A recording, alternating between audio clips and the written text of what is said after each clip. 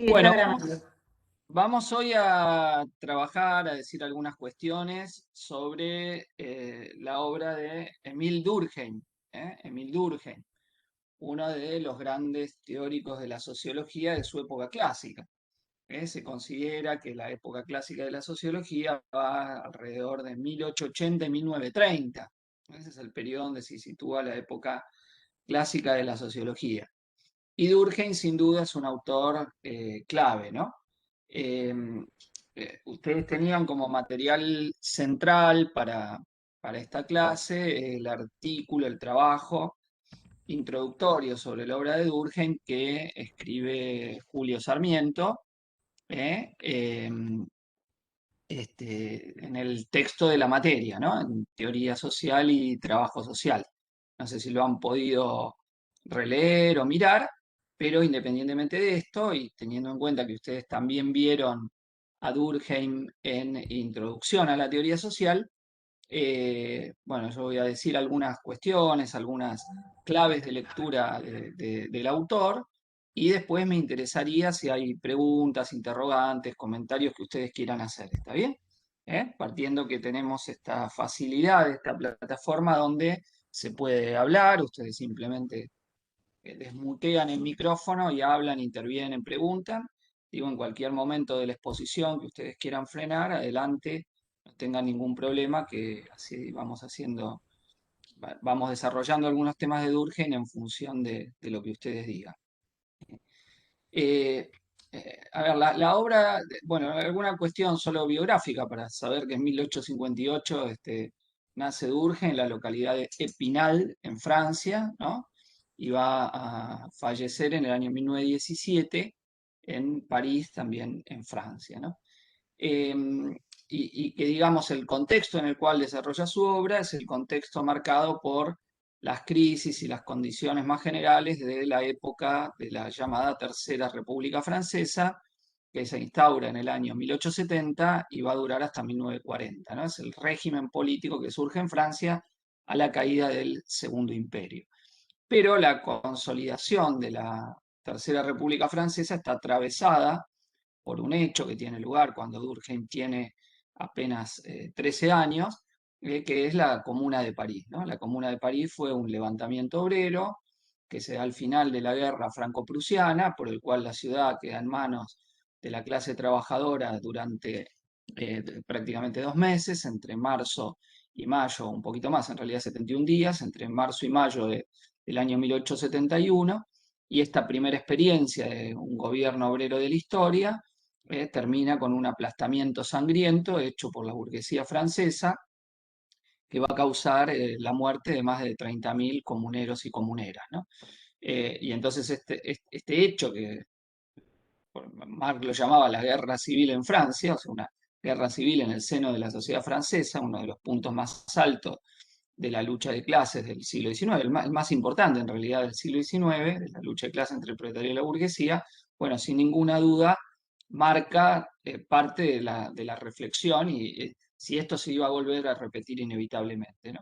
Y más en general, hay una línea de reflexión que toma Durkheim, continuando elementos que estaban en Saint-Simon, que estaban en Comte, los llamados padres fundadores de la sociología, que es pensar las consecuencias del paso de la sociedad tradicional a la sociedad moderna, o en los términos de Saint-Simon, que después va a retomar Herbert Spencer, un sociólogo británico, más o menos de la misma época que Durkheim, de la sociedad militar a la sociedad industrial, ¿no? Ese paso de un tipo de sociedad eh, más homogénea, caracterizada por la vida rural, frente a una sociedad caracterizada por la individualización, el salto en la división del trabajo, la aglomeración en las grandes ciudades, etcétera, etcétera. O sea, ese tránsito que va a ser un tema muy recurrente de la teoría sociológica, tanto de su etapa fundacional como de su etapa llamada clásica, ustedes van a ver que está muy presente en la obra de Durkheim. Entonces, en algunos señalamientos que vamos a hacer, nos vamos a comenzar cronológicamente por sus obras, donde la primera en importancia se llama de la división del trabajo social, a la que nos vamos a referir, pero no en primer lugar, sino por el trabajo más, si quieren, metodológico, de Durkheim, que se llama justamente Las reglas del método sociológico, ¿no? Un trabajo no muy extenso, que sería muy importante que más allá de la materia, en algún momento lean, porque es la exposición más clara de Durkheim de cómo para él se debe hacer sociología. Partiendo de un diagnóstico que Durkheim hace, que es que opina que al momento que él escribe, eh, eh, eh, bueno, la sociología todavía no ha conseguido definir con claridad, delimitar con claridad su objeto de investigación y a la vez no ha señalado un método propio, ¿no? Un método propio sociológico. Entonces, en este trabajo, lo que trata de hacer Durkheim es explicitar esas dos cuestiones, es decir, qué tipo de fenómenos va a tratar la disciplina sociológica, la sociología, y de qué manera los va a tratar, ¿no? Eh, entonces, digo, partiendo de hacer un diálogo crítico con parte de lo que había elaborado Comte y también dialogando críticamente con Herbert Spencer, el sociólogo que recién les mencionaba, que va a tener muchísima importancia en la tradición de la sociología angloparlante. Por ejemplo, es el gran referente para el desarrollo de la sociología estadounidense va a ser Herbert Spencer, a la vez positivista y liberal. ¿eh? Cosa que no encasillaríamos de la misma forma a Durkheim, a Durkheim. Bueno, entonces, ¿qué define él por hechos sociales? Él dice que son formas de hacer o ser, o también de obrar, actuar y sentir, fijas o no, materiales o inmateriales, que van a tener tres rasgos salientes. Uno, que son exteriores al individuo, que se le imponen coactivamente y que además son generales en el marco de una sociedad en un mismo momento de su evolución. O sea, formas de ser o hacer, o el equivalente a esto, formas de obrar, de sentir y de pensar, que pueden ser fijas o no, materiales o inmateriales, que son exteriores al individuo, que se le imponen coactivamente y que son generales en una sociedad dada en un determinado momento de su evolución, ¿no? Eso dice sobre los hechos sociales. Entonces vamos a detenernos primero en tratar estas características, ¿no? ¿A qué se refiere con cada uno de estos elementos? Bueno, formas de ser, formas de tener una existencia social, de hacer una práctica social, de sentires, de pensar, representaciones sociales que nosotros nos hacemos de las cosas. Todo esto entra dentro de la definición de hecho social. Cuando decimos fija, por ejemplo, puede ser un código, la Constitución Nacional, el sistema legal, el reglamento de la facultad, un reglamento de los vecinos del consorcio, es una forma fija, una institución determinada, o no, una movilización, no es una forma fija, es una forma que surge, que está, una manera de actuar, lo que él después va a llamar una corriente social. Eso también entra todo dentro de la definición de un hecho social. ¿Y a qué se refiere con los rasgos? Bueno, exteriores al individuo es que el hecho social tiene una existencia propia más allá de la manifestación individual que esta existencia propia va a tener. Por ejemplo, nosotros podemos estudiar el lenguaje castellano más allá del uso que cada una o cada uno de nosotros hacemos de la lengua, ¿no? Yo ahora estoy hablando y esto que es el uso, la manifestación individual del uso del idioma castellano o español. Pero el lenguaje existe más allá de mí. Es decir, si yo no estuviese, el lenguaje castellano estaría igualmente existiendo y otras personas lo hablarían. Y es independiente, digamos, de cada uno de nosotros como hablantes. Por eso se puede estudiar la lengua castellana. Un objeto más allá del uso que cada una o cada uno hagamos de la lengua castellana. ¿Está bien? Bueno, y así tenemos multitud de fenómenos en donde la característica es que para comprenderlos, incluso para comprender sus manifestaciones individuales, tenemos que estudiarlo en su totalidad y captarlo en su totalidad, ¿no? Ahora, no siempre es tan claro discernir que estamos ante un hecho social, ¿no? Entonces, parte de las investigaciones de Durkheim van a tratar de mostrar cómo cuestiones que pensamos que no son hechos sociales en realidad lo son. Entonces, la exterioridad da cuenta de esto.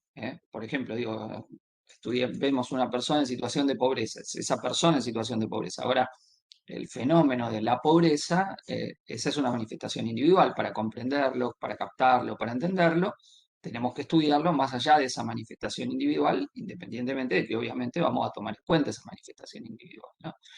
Eh, el sistema de creencias, bueno, así multitud de cosas que entran dentro de la característica del hecho social. O sea, lo social no es la extensión de rasgos, características que están en el individuo y que se generalizan, sino al participar de la vida social, al conformar grupos humanos colectivos, damos lugar a un tipo de fenómenos especiales. Durkheim usa el término latino sui generis, que quiere decir de índole particular, o de tipo especial, que tienen una entidad propia. Es lo mismo cuando pensamos que las células se juntan y dan lugar a algo superior a las partes, ¿no? El todo es superior a las partes.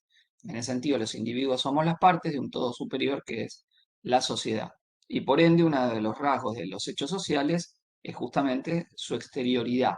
O sea, esto, insisto, la exterioridad no tiene que entenderse como que el individuo no tiene nada que ver. Es que el hecho existe más allá del individuo que realiza la manifestación particular del hecho. Bueno, el segundo rasgo del hecho social es el carácter coactivo que el hecho social tiene. Y este carácter coactivo, es decir, impuesto al individuo, lo vemos fácilmente cuando esa coacción es explícita, es decir, cuando hay alguna fuerza que nos empuja a hacer determinadas cosas o que nos obliga a hacer determinadas cosas. Es decir, voy, trato de robar un auto en la calle, me ve un policía, me agarra, usa la fuerza, me detiene, me mete preso. Ahí hay una coacción que dice que el robo no es bien considerado, entonces se impone coactivamente el hecho social de que no se permite que cada uno tome libremente los automóviles que están en la calle. ¿Está bien? Ahí veo el uso de la fuerza.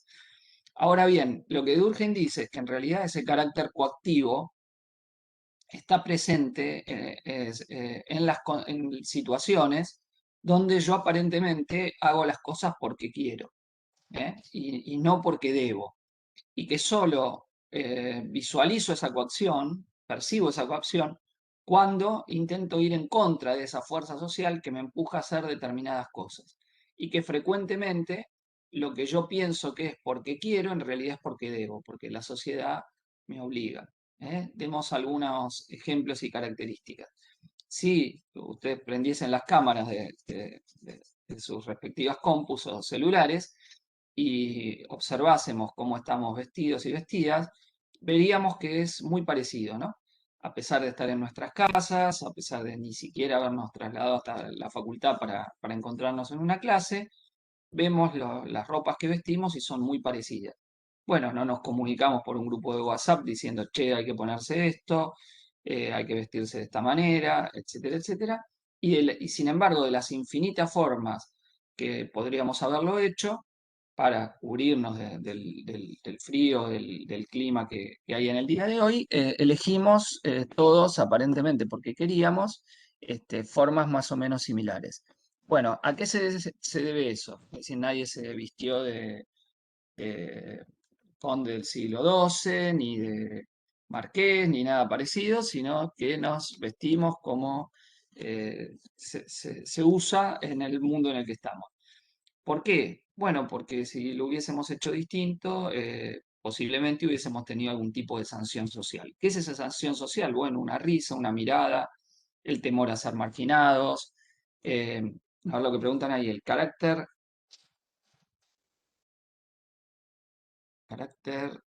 la pregunta. Entonces, el carácter cuantitativo vendría a ser que aquello que creemos que hacemos no es cuantitativo, el carácter coactivo, coactivo o coercitivo, fuerza, la fuerza se nos impone. ¿eh? Sí, vos crees que te vestiste porque querías y en realidad la sociedad te obliga. Ahí lo que pregunta, si la moda tiene un carácter coactivo. En este sentido, es decir, que vos frente al temor de la sanción, ¿qué es la sanción? La sanción social. Che, mirá qué ridículo se vistió de esta forma, ja, ja, ja, una miradita, una sonrisita, algo, un gesto que haga que, no, no, te tenés que vestir de esta forma, lo hace. A ver, piensen cosas más sencillas. Si estuviésemos en clase, ustedes verían que en cualquier aula, de cualquier clase de trabajo social, cualquiera, hay una característica que es que hay mate. Mate, termo, se toma mate. Ustedes van a una clase de la Facultad de Económicas y van a encontrar que casi no hay mate. Una persona quizá está tomando mate.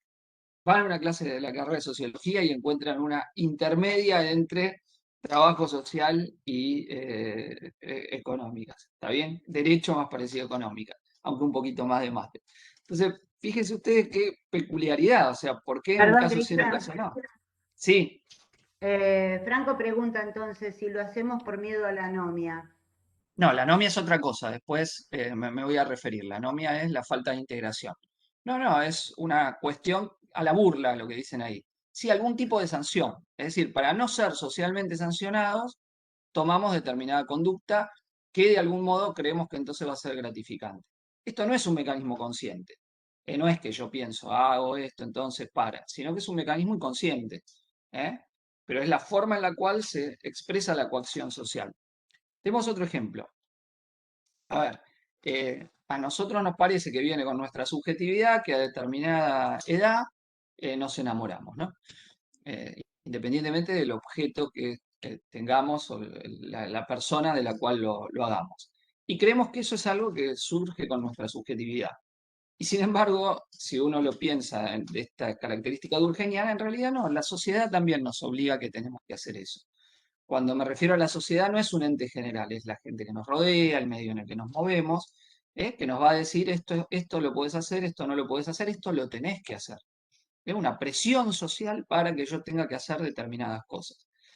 ¿Cómo sé que es una presión social? Bueno, porque esto mismo no es que se siente en cualquier lado. Hay culturas que no sienten esto, que no tienen estos sentimientos, que no es que por la piel le pasa esto, sino que le pasan otras cosas.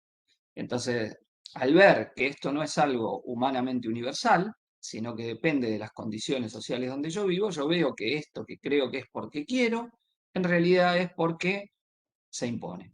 Y mis mismas características psíquicas, la forma de pensar el mundo, de interpretarlo, muchas veces de sentirlo, si bien obviamente están en conexión con características biológicas que tenemos y con características psíquicas generales, están muchas veces moldeadas también por la propia vida social que tenemos. Entonces, insisto que la idea esta del carácter coactivo, no la entiendan como el uso abierto de la fuerza, que también es parte del uso abierto de la fuerza, sino que es lo socialmente impuesto. Ahí se busca elegir lo socialmente impuesto. Sí, no es tanto que se busca, sino que es lo que Durkheim identifica como el hecho social se nos va imponiendo, ¿no? O sea, de esta manera, dice, no es que, no es que es de ninguna manera.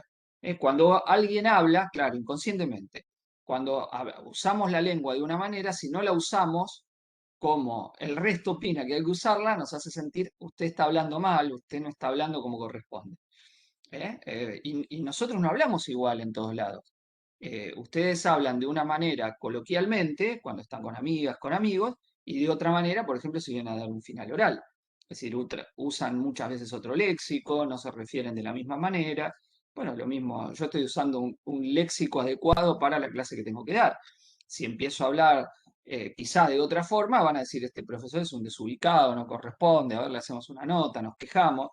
Bueno, y lo mismo, si alguien empieza a gritar así de golpe, las y los compañeros le van a decir, che, pará, está mal, qué desubicado, empieza a mandar notas en los WhatsApp, mira esta, mira este.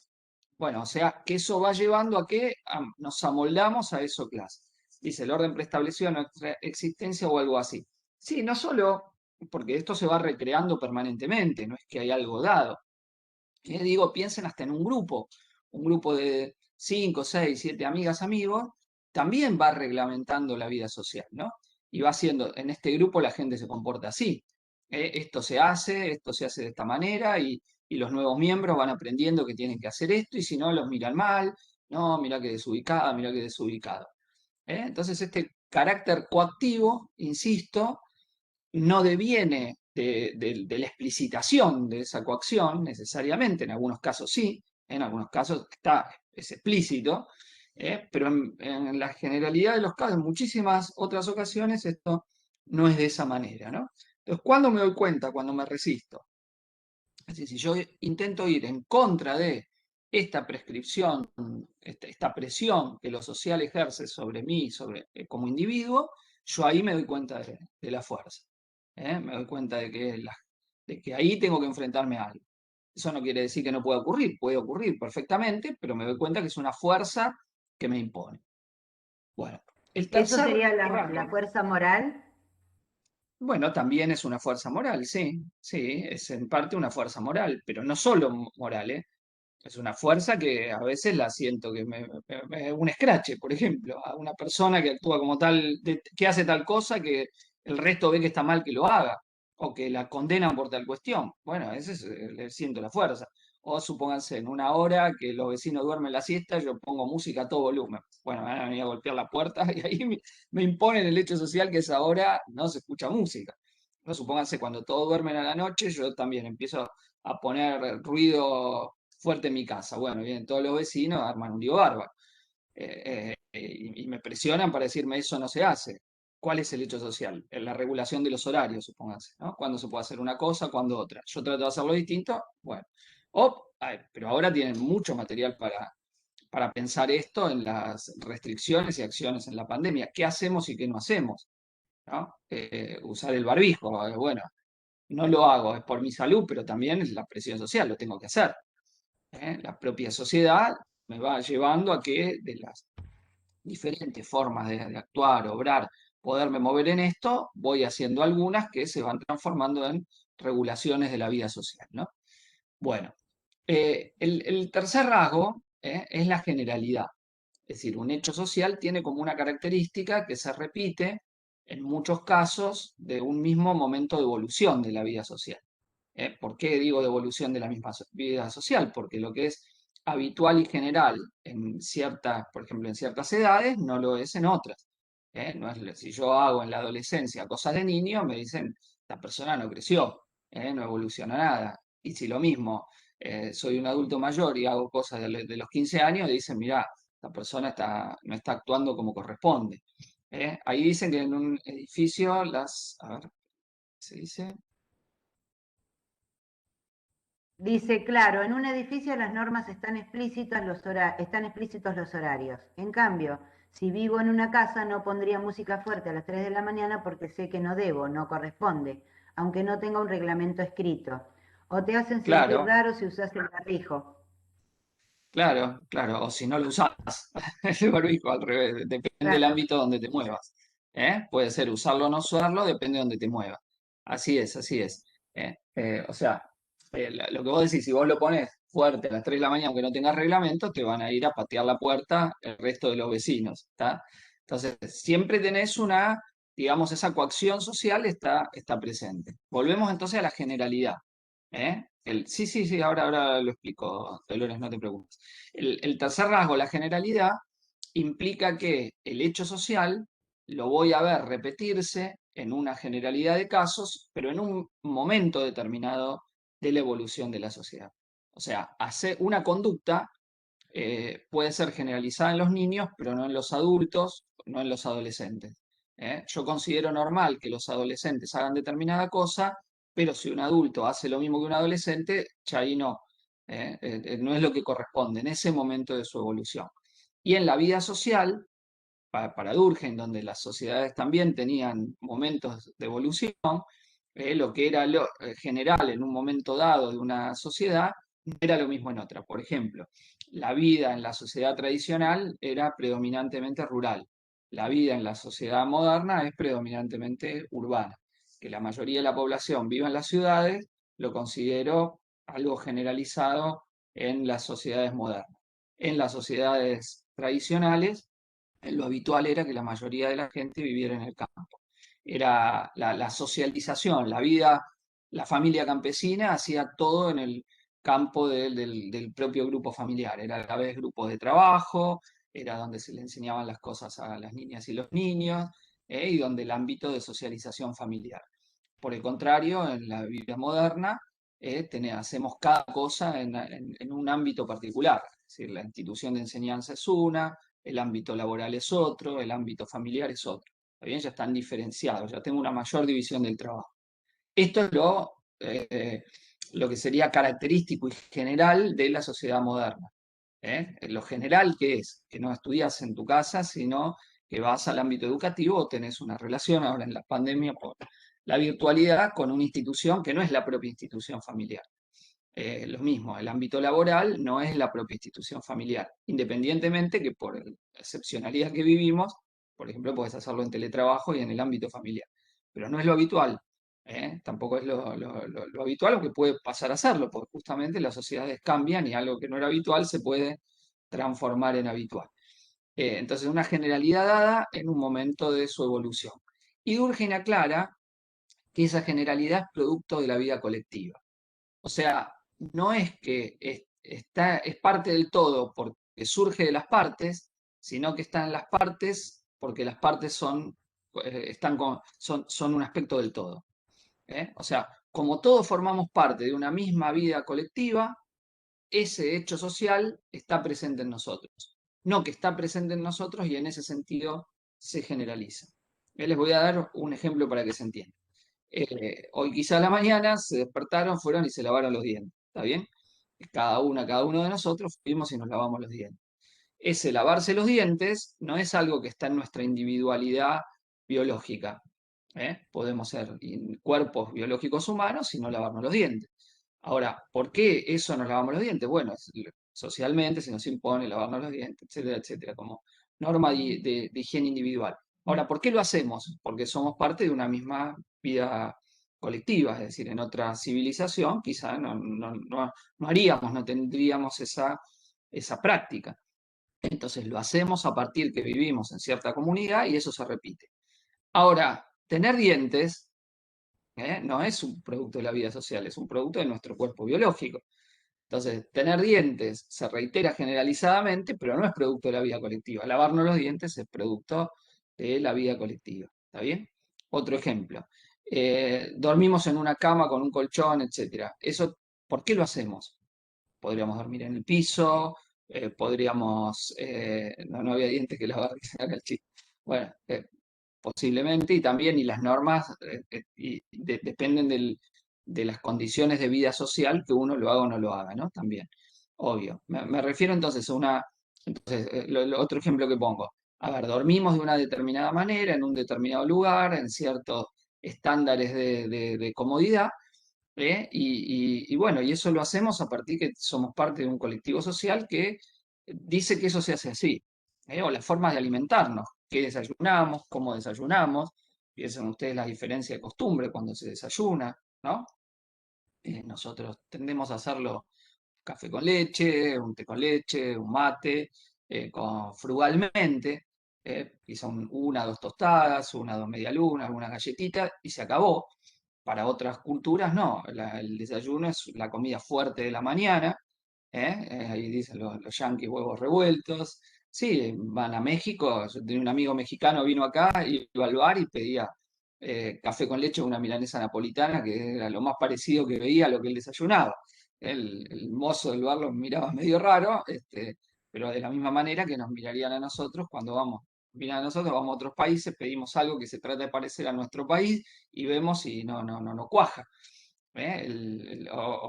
Bueno, si han ido a Brasil, digo, cuando a un país cercano, el desayuno brasilero. La idea de que come frutas, queso, jamón, sanguchito, bueno, todo eso a la mañana, jugo de frutas, se desayuna fuerte. El desayuno es una comida fuerte. El horario de la cena, el horario de la cena. Nosotros eh, eh, a ver, ahí depende, ahí hay distintas variantes, pero la cena la tenemos entre las 9 y las 11 de la noche, ¿no? Más o menos. Y muchas culturas la tienen, no, a las 7 de la tarde, 7 y media, 8 como muy tarde. Brasil, por ejemplo. Chile prácticamente no se cena, tienen lo que llaman la 11, no cenan prácticamente. Bueno, nosotros tenemos esa costumbre de la cena más bien tardía.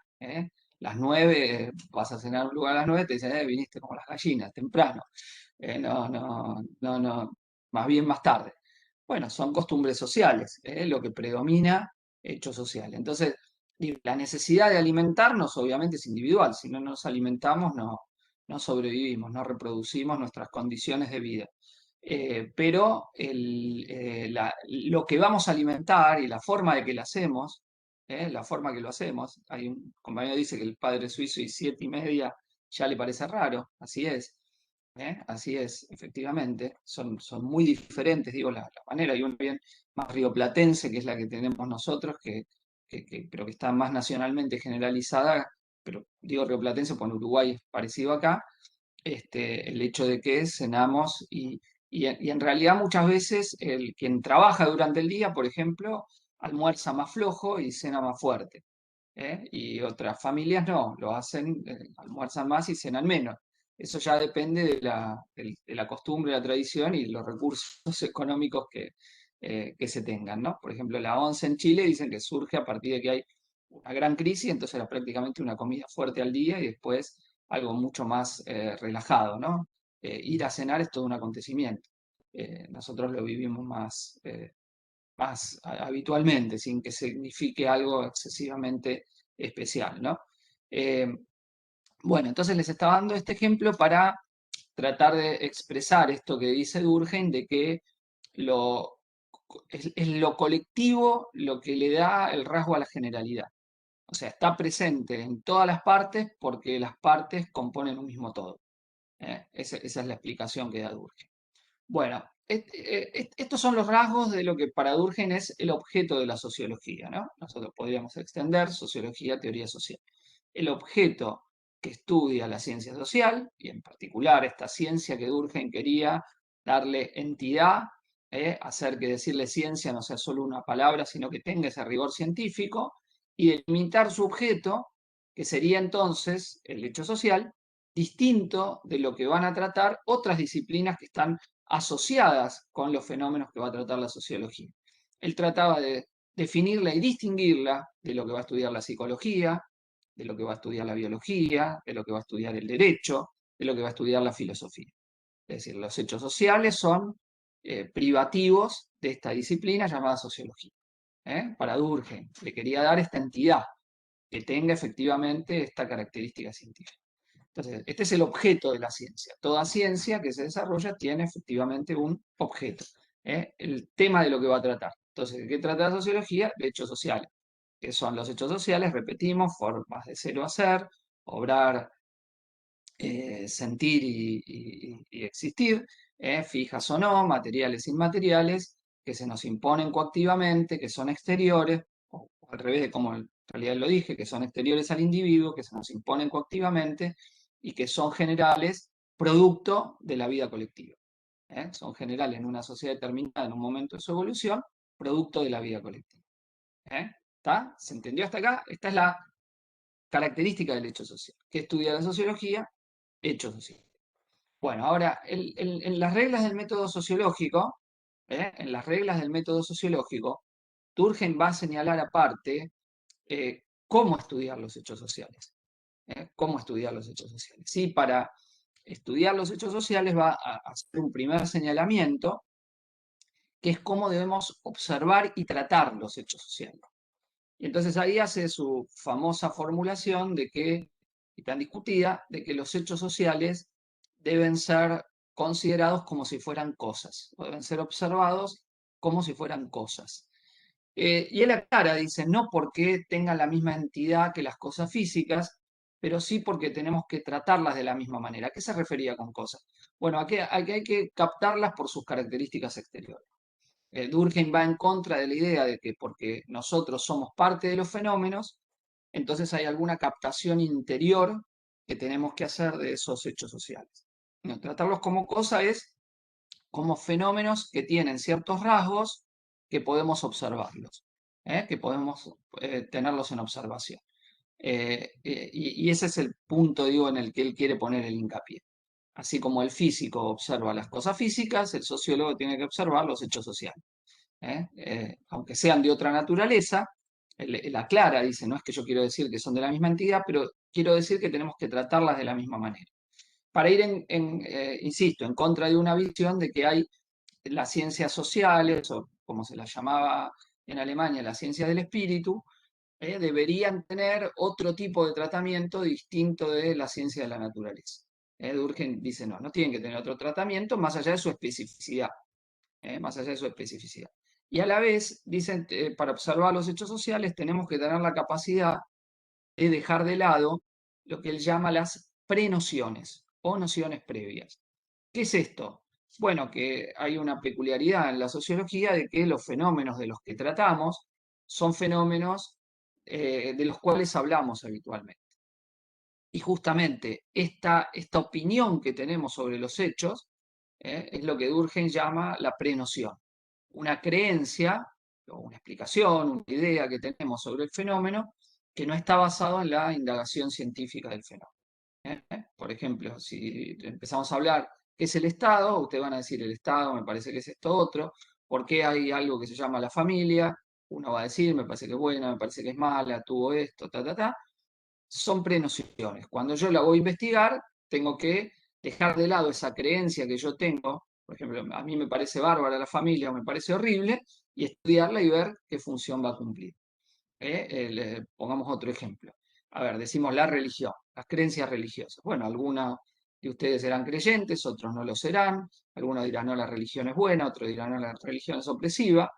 Ahora, si vamos a tratarlo como un hecho social, esa creencia yo la tengo que poner al costado. Es una prenoción, diría Durkheim.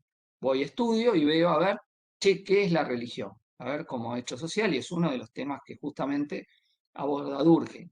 Es un tipo de creencias que da lugar a un tipo de organizaciones particulares que dividen el mundo en lo sagrado y lo profano, que construyen mitos y rituales, esto es característico de toda religión, y que tiene un conjunto de determinadas prácticas, digo, de las religiones más antiguas hasta las más contemporáneas.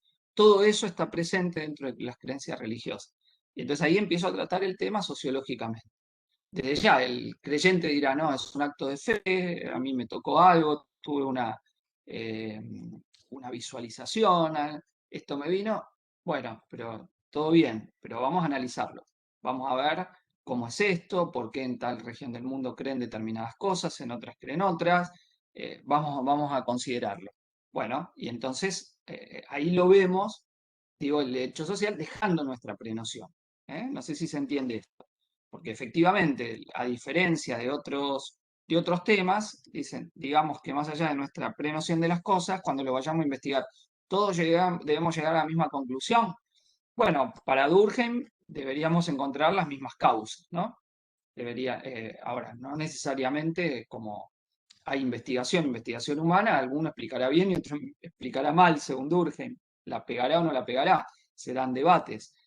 Pero para él, todo hecho social tiene una causa en otro hecho social. ¿eh? Eh, eh, Todo hecho social tiene una causa en otro hecho social. ¿Está bien? Entonces, debemos encontrar qué hecho social causó un hecho social determinado. Entonces, la prenoción, digo, está dada por la naturaleza del objeto. Hay otras ciencias que estudian cosas de las cuales uno no tiene la menor idea y no habla, la conoce a partir que se mete en la disciplina. Los temas de los que tratamos nosotros, que es la vida social, son temas de los que hablamos todo el tiempo. Ahora, para entender esto, por qué pasa, tengo que dejar de lado esa prenoción, dice Durkheim. Bueno, y a la vez, él va a hacer una distinción que es muy discutida. Va a decir que los hechos sociales pueden diferenciarse en hechos sociales normales y patológicos. Dos tipos de hechos sociales, normales y patológicos. Eh, que tiene que ver con una metáfora que Julio la plantea, la metáfora organicista, pero más bien, más de organicista en general, es la metáfora entre la sociedad y el organismo humano, que da lugar a equívocos, porque que use la metáfora no quiere decir que la sociedad es igual al organismo humano, quiere decir que mira a la sociedad del sociólogo como el biólogo mira al organismo humano, o al organismo vivo. Entonces, hay que entender esta relación metafórica cuando estudiamos. Él no dice, che, en el cuerpo humano se explica la sociedad. No, la sociedad es una realidad especial, sui generis, distinta del cuerpo biológico. O sea, Durkheim de ninguna manera es un biologicista, que hay teorías de ese tipo para explicar la sociedad. Es decir, la vida social se explica por rasgos que están presentes cuerpo humano biológico. Piensen en las teorías de la supremacía racial. Una raza es superior a otra, por eso una vive mejor que otra. ¿Está bien? Por eso una domina y otra es dominada. Son teorías biologicistas. Otras que explican la sociedad a partir de la determinación genética de las personas. También son teorías biologicistas, que hoy hay algunas muy presentes, ¿no? En el cerebro está la llave ya que me explica toda la vida social. Es que no es importante lo que hay en el cerebro, obviamente, no podríamos pensar, no podríamos representarnos al mundo, pero eso no me explica por qué, pudiéndonos todos representar el mundo, unos viven de una manera y otros viven de otra. No, no, cuando cuestionamos, digamos, el determinismo biológico de la vida social, no es porque no incide, obviamente, la conformación biológica del organismo en la vida social. Incide. Es decir, tenemos una altura, tenemos un cuerpo que se mueve de determinadas maneras, que tiene tales necesidades, una expectativa de vida. Todo eso moldea lo que va a ser la sociedad, condiciona lo que va a ser la sociedad. Pero este mismo cuerpo, estas mismas características biológicas, sin embargo, dan lugar a sociedades muy diferentes. Entonces, ¿por qué? Bueno, es evidente que eso no me lo explica, me lo tiene que explicar otra cosa. Me lo tiene que explicar otra cosa. O consideren ustedes lo mismo en la discusión del pensamiento económico liberal. Supuestamente la vida social se debe a que hay una racionalidad del individuo económico, el homo economicus, que quiere maximizar las ganancias, invirtiendo lo menos posible, ¿no? Bueno, es algo que estaría en el individuo que se proyectaría a la vida social. Y sin embargo, las formas de vida social han sido muy diferentes y este supuesto egoísmo constitutivo del hombre en muchos aspectos de la vida no es lo que prima, al revés del egoísmo individual, es la solidaridad colectiva, lo comunitario, poner el interés general por encima del interés individual, ¿está bien? Ahí me preguntan que no entienden lo de la diferenciación. A ver, una cosa es que yo diga, voy a mirar la sociedad como el biólogo mira el organismo humano, y otra cosa es que yo diga, la sociedad es expresión del organismo humano. ¿Se entiende? La vida social es así porque el hombre es malo, egoísta, No. La vida social, nuestras relaciones interpersonales, da lugar a la vida colectiva, de que no es reductible a características que están ni en nuestro cuerpo biológico ni en nuestras características psíquicas. Por eso las sociedades son muy diferentes, aunque el cuerpo biológico y las características psíquicas antropológicamente son similares. ¿Está bien? ¿Se entiende esta diferencia?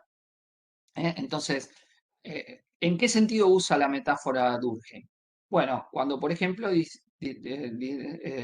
distingue entre lo que llama hechos sociales normales y hechos sociales patológicos. ¿Qué serían los hechos sociales normales? Los que tienden a estar en la sociedad. Lo que está en todas las sociedades es lo que para Durkheim es normalidad, que es patología, lo que altera ese estado normal de las cosas. Bueno, esta definición tiene un punto interesante para reflexionar y tiene un aspecto de la comparación que ha sido justamente criticada. ¿Cuál es el punto interesante? Bueno, vamos a verlo cuando consideramos un ejemplo que da Durkheim como hecho social normal, que está mencionado en el texto de Julio. A contramano de lo que pensaríamos del sentido común, Durkheim dice, el delito, el crimen, no es un fenómeno patológico, sino que es un fenómeno normal. Fíjese usted, él dice el crimen, el delito, al revés de lo que piensan ciertos estudios criminológicos, no es algo aberrante, algo mórbido, algo excepcional, sino que es un fenómeno normal. ¿Por qué dice? Porque no hay sociedad sin crimen. Es decir, toda sociedad, independientemente que varíe lo que considera una conducta criminal, esto en cada sociedad no se pena lo mismo, cosas que son condenadas en una sociedad no tienen condena en otra, hay algún tipo de comportamientos que van a recibir sanción. Por ende, no puede haber sociedad sin crimen o sin delito. En toda sociedad hay crimen o delito. ¿Y por qué se repiten las sociedades? Bueno, porque alguna funcionalidad tiene. Para algo debe servir el crimen o el delito que hace que en toda sociedad haya crimen o delito. E identifica dos funciones sociales. Una está señalada en el texto de Julio, otra la agrego, pero que Durkheim también la menciona. Una es la cohesión en relación a determinados valores. El criminal atenta contra ciertos valores que son propios de un grupo que se cohesiona en la defensa de algo. Por ejemplo, la vida. Condeno el asesinato. Condeno el asesinato. La propiedad, determinado tipo de propiedad, robó tal cosa, ¿por qué? Porque era propiedad privada. Bueno, se constituye la cohesión social en base a ciertos criterios. No bajó la mirada frente al conde. ¿eh? La segregación social. No fueron en la parte de atrás como les correspondía. El grupo se constituye haciendo cumplir determinadas normas contra aquellas normas que son no llevadas adelante por el, entre comillas, delincuente. La otra función que dice Durkheim es anticipar que la norma ya no se corresponde con la vida social. La norma establece que esto no se puede hacer, pero quien viola esa norma simplemente está anticipando que esa norma ya no tiene que ver con las prácticas sociales. Adelanta que esa norma va a ser modificada. Tomemos un ejemplo, digo el aborto, muy sencillo. Los abortos se practicaban socialmente más allá de la norma que instituía que el aborto era un delito, un crimen, hasta la sanción de interrupción voluntaria del embarazo, ahora de la ley. Hasta ese momento, digamos, independientemente de hasta qué punto se sancionaba o no, había una sanción, etcétera, etcétera, con los atenuantes del Código Penal, como es de los casos en donde estaba legalizado realizado. Bueno, pero se practicaba igual. O sea, quien lo practicaba, ¿qué estaba manifestando? Que la norma ya no se correspondía con la forma de la vida social. Otro caso, la legalización de consumo de marihuana. Supuestamente ilegal, aunque para uso personal admitido por la Corte, pero sin embargo la ley no es explícita. Hay una interpretación de la Corte que hace, a ver, a vos te detienen, tenés determinada cantidad de marihuana, no vas detenido a partir de que se ve que es para consumo personal. O sea, la Corte ya ha interpretado, pero no hay una ley que diga el consumo de marihuana para uso recreativo está legalizado. Sin embargo, la práctica social lo hace. ¿Se entiende? Quien lo está haciendo está mostrando que esa norma que lo considera un delito es una norma que no va con la vida social. ¿Está bien? No va con las costumbres y las prácticas sociales.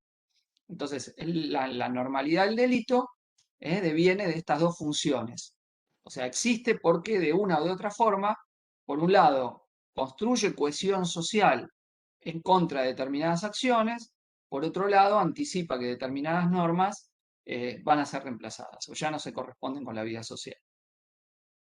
Bueno, esta misma lógica de reflexión, más allá del ejemplo que Durkheim da y que mencionábamos recién, el ejemplo del crimen, es útil para estudiar un fenómeno. O sea, más allá que a mí me guste o no me guste, ¿eh? Que yo diga está bien o está mal, cuando yo veo que algo se repite, que una conducta se repite, es porque alguna funcionalidad esa conducta tiene. Alguna funcionalidad tiene para que exista la estructura social tal como existe. Ya yo puedo decir, a mí no me gusta cómo está, la quiero cambiar, perfecto. Pero para entender cómo eso funciona, entender que si algo está, independientemente que no lo querramos o que lo condenemos moralmente todos los días, es porque es resultado de algo sistémico. Está en el sistema. En el sistema, si está, es normal. Si está y predomina todo, predomina, en el razonamiento de Durkheim diría, es normal. Y a la vez, digo, esto es lo productivo que tiene esa reflexión, ¿no? De Durkheim. Pensar que lo que está es lo que, para entender cómo algo funciona, independientemente de la condena moral, de que no me guste, etcétera, etcétera. Ahora, el problema que tiene la metáfora organicista de lo normal y lo patológico aplicado a las sociedades es que en el cuerpo biológico, el estado de salud, ¿eh? Sí, sí, después voy a explicar lo de suicidio, no sea un problema. En el cuerpo biológico, el estado de salud es relativamente identificable y es uno. O sea, está saludable o no está saludable, a partir de determinados parámetros. Ahora, en las sociedades, como pueden organizarse de maneras muy diferentes, lo que en determinado tipo de organización social puede ser pensado como saludable, si yo aspiro a otro tipo de organización social, se transforma en lo contrario. Supónganse, hay una huelga general. Quienes somos socialistas diremos que, bueno, es un estado de salud de la sociedad. La clase obrera está luchando contra sus condiciones de explotación. Quienes detentan el poder en esta sociedad dirán, no, terrible, es un estado de enfermedad social. Ustedes vieron, cuando hay muchas manifestaciones, algunos lo celebramos y decimos que bueno, la sociedad está viva, tiene energía, se muestra creativa, etcétera, etcétera, y otros dicen, no, terrible, cómo la gente sale a la calle, que se queden en su casa, que voten y nada más. Bueno, porque efectivamente la sociedad no es que la salud es el capitalismo y la enfermedad es el socialismo, depende, puede ser capitalista o socialista la sociedad, o de otro tipo. Ahora, lo que es saludable para ir a un lado es no saludable para ir a otro. Entonces, el problema de la metáfora orgánica es que justamente la sociedad no es como el cuerpo biológico, que tiene una evolución inevitable. Y ahí está el límite de cierta concepción evolucionista que está en Durkheim, ¿no? Como que todas sociedades tienen que pasar por un estado determinado de normalidad. Bueno, eso es algo que no retendríamos, digamos, de la teoría durkheimiana, ¿no? Que diríamos, no, esto, pará, es una comparación que no nos sirve, porque obviamente la vida social puede ser muy diferente. Y el cuerpo humano no, el cuerpo humano tiene una constitución biológica. Aunque yo diga, che, qué bueno sería tener alas, no puedo. O 5 pulmones en vez de 2, sería bárbaro y no puedo. Ojos en la nuca, no tengo. 3 corazones en vez de uno, no, tengo uno. Entonces entiendo el estado de salud, el estado de equilibrio para que haya vida. Ahora, la vida social puede ser muy diferente. La sociedad puede ser igual o desigual. Puede ser patriarcal o no patriarcal. Puede ser racista o no racista. Todo eso son posibilidades que tiene la vida social de cómo organizarse. Entonces, no es que hay un estado de normalidad, depende a donde yo quiera ir. Independientemente de que yo diga, a ver, supongamos estoy en una sociedad racista, para que la sociedad racista exista, esto y esto es necesario para cómo esa sociedad es, para integrarse sobre esos valores. Ahora, eso no me dice que sea lo deseable o que eso es saludable, que la estabilidad en sí misma es saludable porque esto lo altera. Bueno, sí, pero altera algo que no es deseable en su generalización. ¿Está bien? ¿Se entiende esto? ¿Eh? ¿Se entiende esto que estoy señalando del problema de la metáfora, de lo normal y lo patológico? O sea, puede ser productiva para reflexionar cierto tema, pero en general es más bien inconveniente. Más bien inconveniente porque la naturaleza del cuerpo biológico es determinada característica más o menos estable y las sociedades cambian, se transforman y hay formas alternativas de organización social, no del cuerpo biológico. Yo tengo los pies abajo y la cabeza arriba. No tengo la cabeza en los pies y los pies en la cabeza. No puedo moldear el cuerpo así. En cambio, la sociedad sí la puedo dar vuelta toda. Puedo hacer que los que no tienen sean los que tengan. Y es la sociedad. Y sigue siendo una sociedad humana, una sociedad colectiva. Producto de la vida colectiva. Bueno, ahora bien, a la vez, Durkheim, así como distingue cómo observar los hechos sociales, la relación entre lo normal y lo patológico, también señala cómo explicar los hechos sociales. No tienen que confundir ustedes cuando él habla de observar hechos sociales, donde dice que hay que observarlos como cosas y donde señala la necesidad de descartar o dejar de lado las prenociones. Digo, para que sean prenociones, lo conecten, es lo que otros autores hablan del sentido común, las prenociones, las nociones previas, creencias de sentido común que están presentes antes de hacer ciencia, de hacer teoría social, de explicar los hechos sociales. Para la explicación de los hechos sociales, Durkheim dice, lo social se explica por lo social mismo. La causa de un hecho social debo encontrarla en un hecho social antecedente. Lo social se explica por lo social mismo. ¿Qué explica un hecho social? Otro hecho social. Debo ir a la búsqueda de un hecho social. ¿Eso qué significa? Que si el fenómeno es social, la causa no es algo que está en el individuo, sino que tiene que ser otro hecho social. Otro hecho social antecedente, dice Durkheim. Y a la vez nos indica metodológicamente que tenemos que diferenciar entre causa y función. La causa es el origen, lo que da origen a un hecho social, la función, el papel, la utilidad social que va a cumplir en un momento determinado. Por ejemplo, yo estudio la monarquía, voy a decir, el origen estuvo en el feudalismo, pero la monarquía contemporánea tiene otra función, no sostiene relaciones feudales, ¿está bien?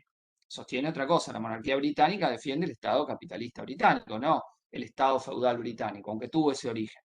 Entonces, para cualquier hecho social, yo tengo que distinguir entre la causa, lo que lo provocó, lo que lo hizo surgir, y la función que va a cumplir en un momento específico. ¿Está bien?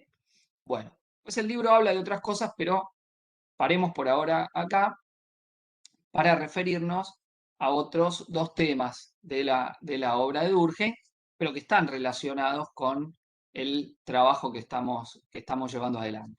O sea, que están relacionados, porque justamente, entre otras características de la obra de Durkheim, vamos a ver que ciertos fenómenos que no aparecían en la época a priori como fenómenos producto de la vida social, es decir, como hechos sociales, él se va a esmerar en tratar de mostrar que son hechos sociales.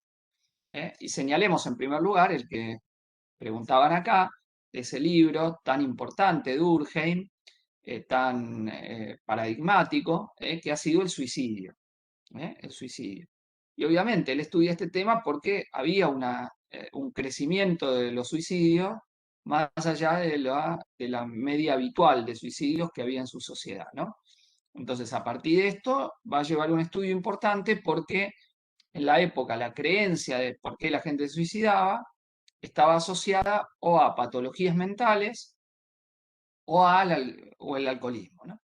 Entonces, él lo primero que va a hacer va a definir el suicidio, que no es algo tan sencillo. Eso cuando decía, tratémoslo como una cosa. Bueno, ¿qué es suicidarse? ¿Qué tipo de prácticas, de hechos entran dentro de la definición de suicidio?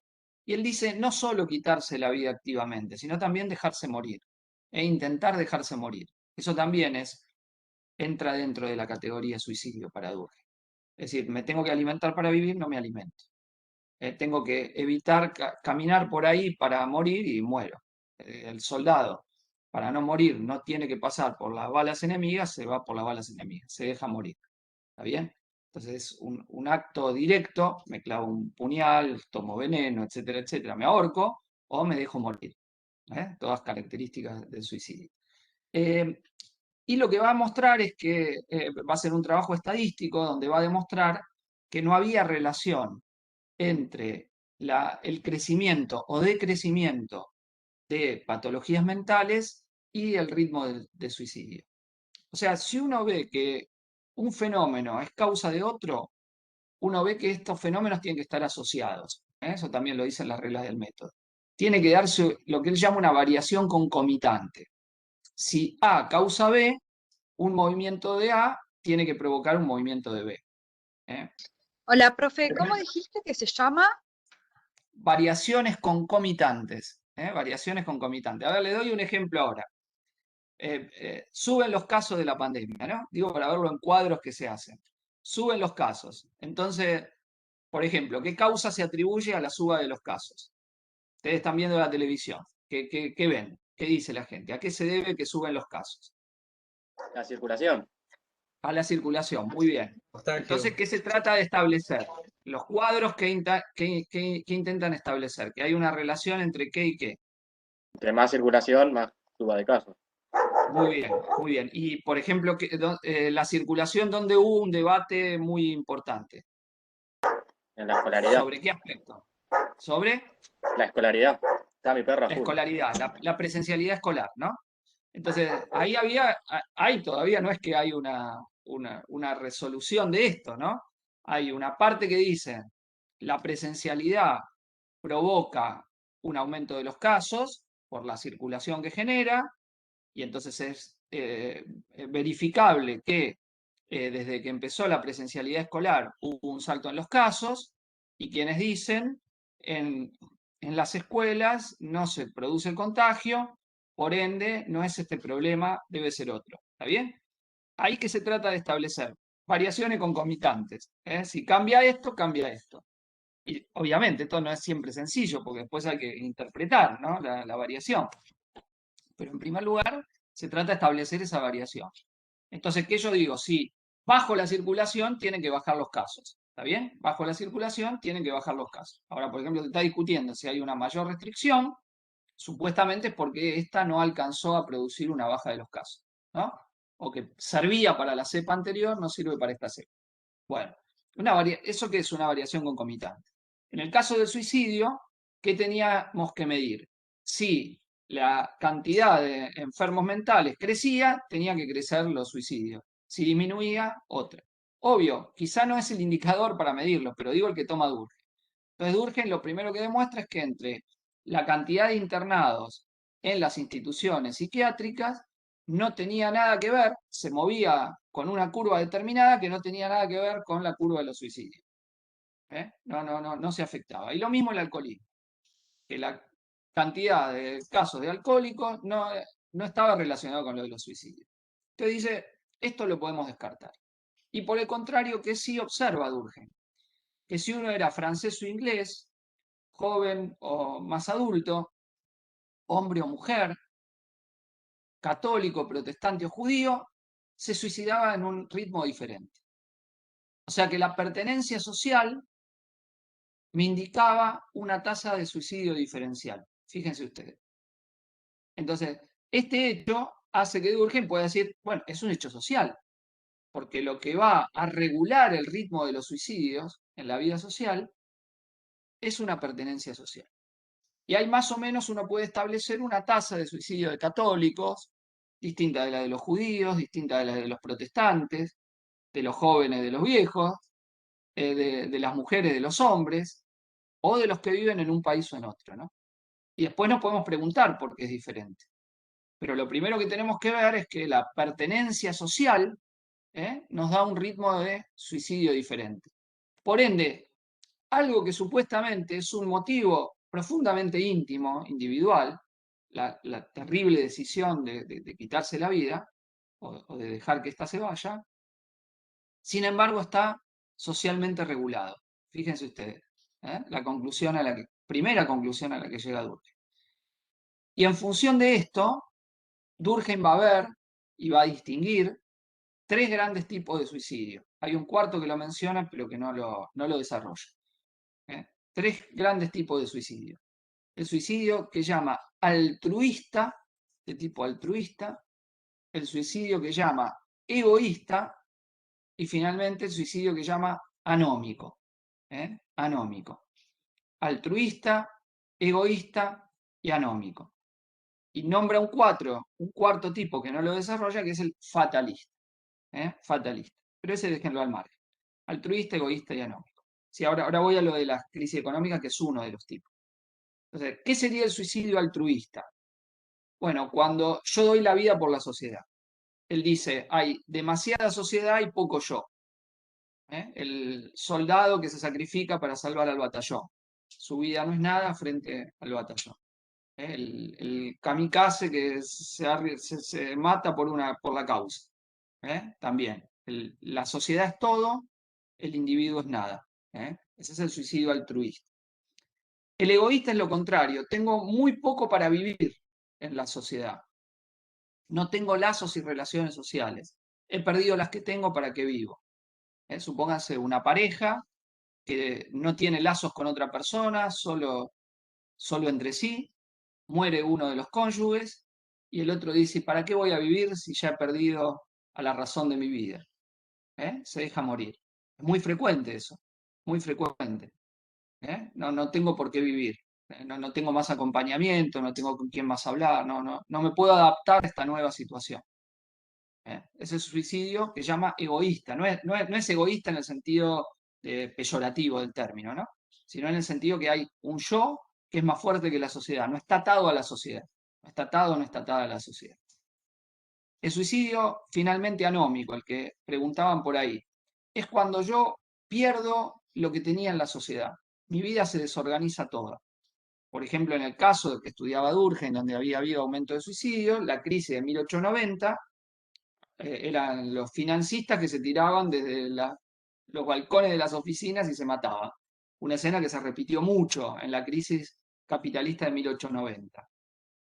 Entonces era pensar eso, ¿está bien? Pensar ese problema.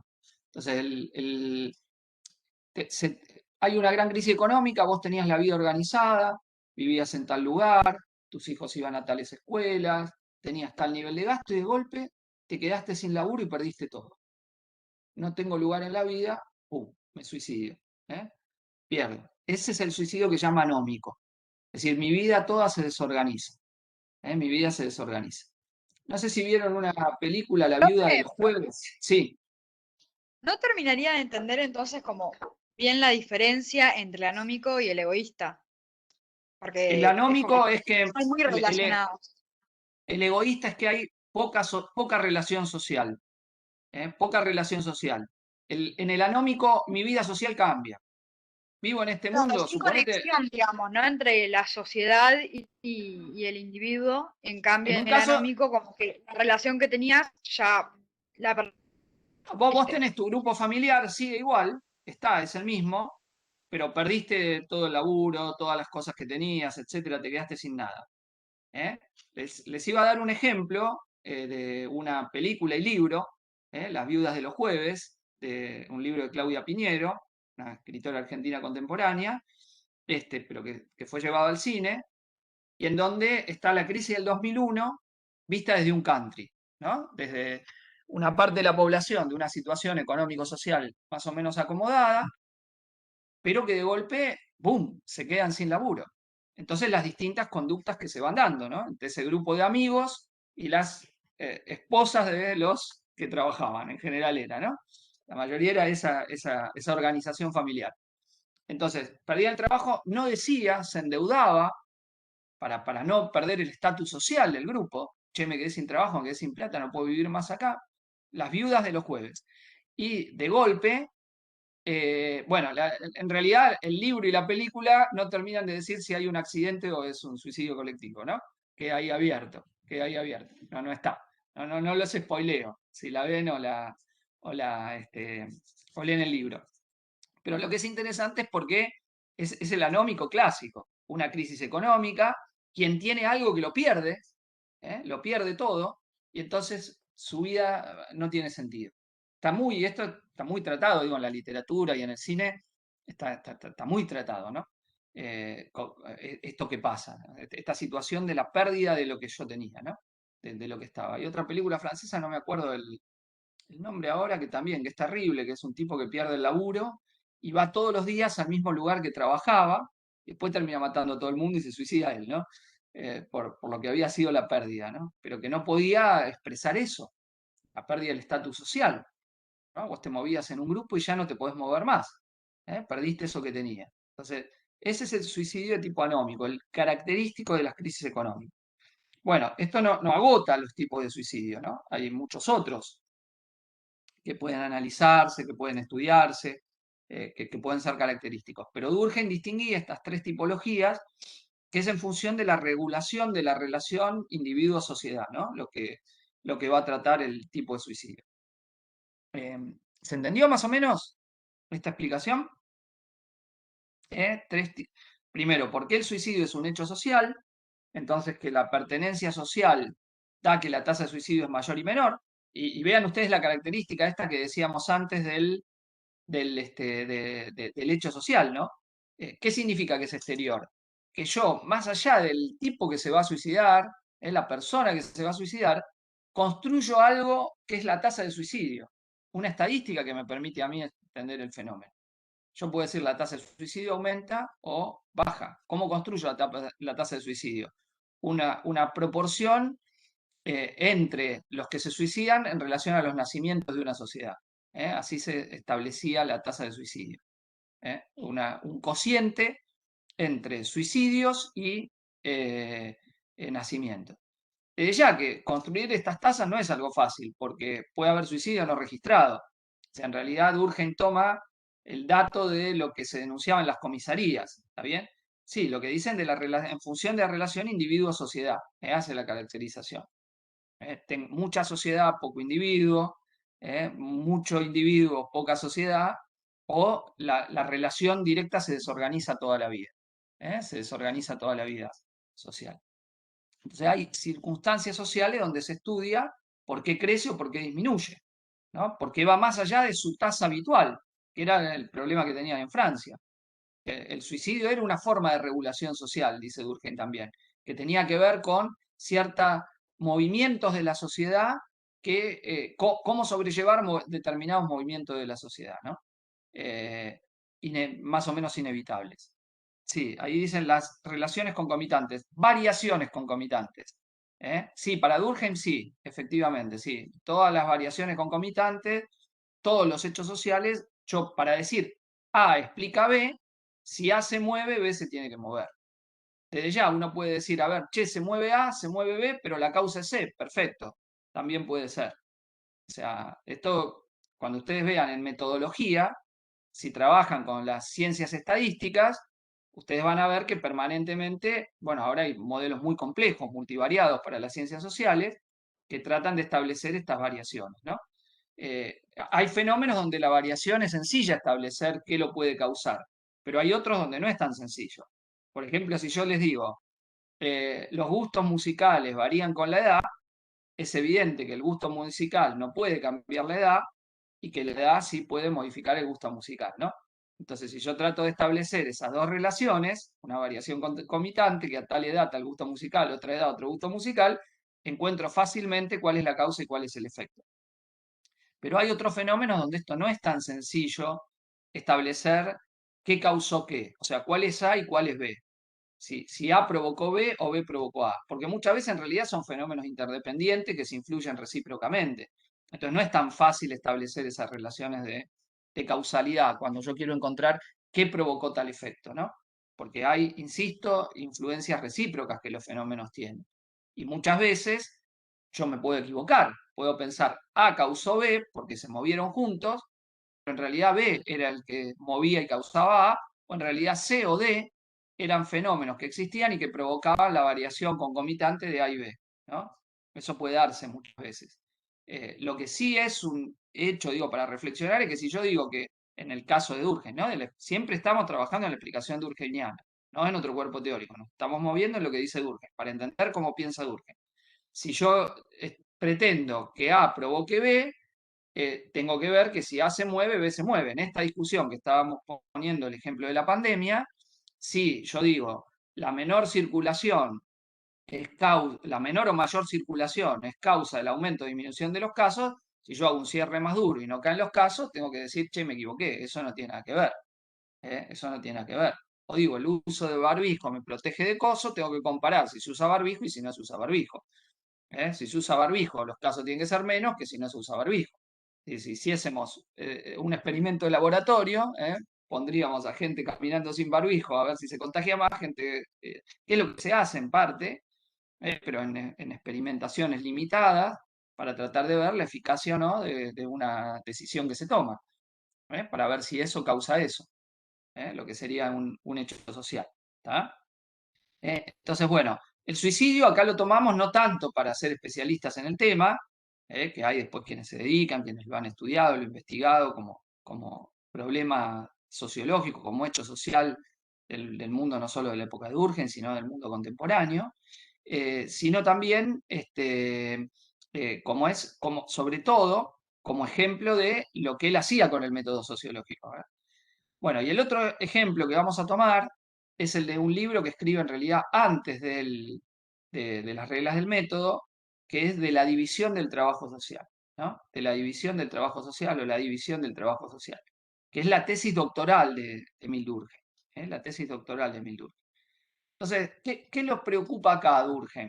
Bueno, un gran tema de la sociología de la época clásica, un gran tema que es el siguiente, que está basado en la relación individuo-sociedad, que es, a ver, si en las sociedades tradicionales la cohesión social se daba a través de un valor compartido, un sistema de creencias compartidas, que surgía de la semejanza social y del peso de las creencias religiosas, ¿no? El mundo moderno, la sociedad moderna, ha provocado un fenómeno de individualización, ¿eh? Y a la vez una secularización, implica una pérdida de influencia en las ideas religiosas sobre el mundo. Entonces, ¿puede haber cohesión social? ¿Puede haber integración social? Digo, vean ustedes que venimos de esta cruzada, esta reflexión por el nivel de enfrentamiento, la lucha de clases que había dado la Comuna de París. Entonces, ¿es inevitable que esto vuelva una y otra vez? ¿O no? La pregunta de Durkheim. ¿Puede o no haber integración social?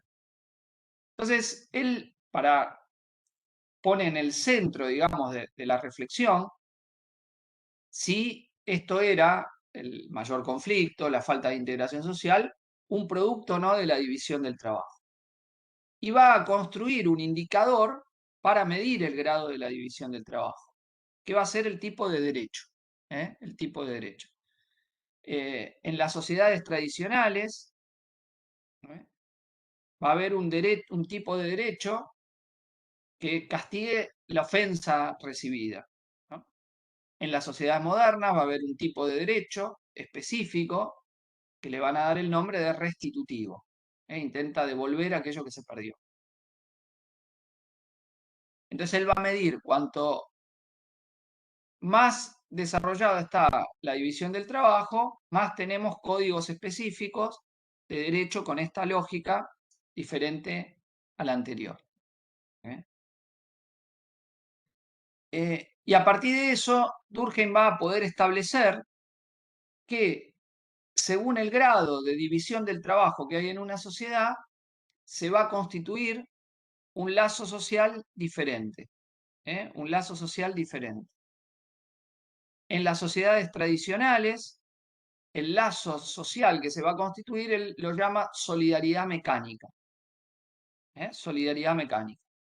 ¿De dónde surge esta? Sí, ahora lo vuelvo a explicar. Termino la explicación y vuelvo sobre lo anterior. ¿De dónde surge la solidaridad mecánica? De la semejanza, de que somos todos más o menos reemplazables. Piensen ustedes, una familia campesina hace más o menos lo mismo que otra familia campesina. Si esta no está, otra familia campesina viene y hace lo mismo. Y en ese sentido nos surge una identificación común. Pertenecemos al todo porque somos más o menos parecidos. Bueno, en la sociedad moderna esto es diferente.